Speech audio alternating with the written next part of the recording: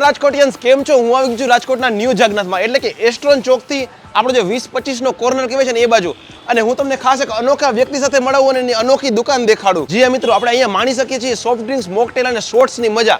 અને ખાસ તમને હું તેજસભાઈ સાથે મળાવું. તેજસભાઈની સ્ટોરી આપણને મોટિવેશન પૂરું પાડે છે. પોતે મુંબઈના એક ફેમસ બારમાં બાર ટ્રેનિંગ શીખીને રાજકોટ આવેલા છે. પોતે એક યુટ્યુબર છે અને રાજકોટમાં જઈને પોતાની શોપ ચાલુ કરેલી છે એમણે. અને હવે વાત કરું આ શોપની વિશેષતાઓની.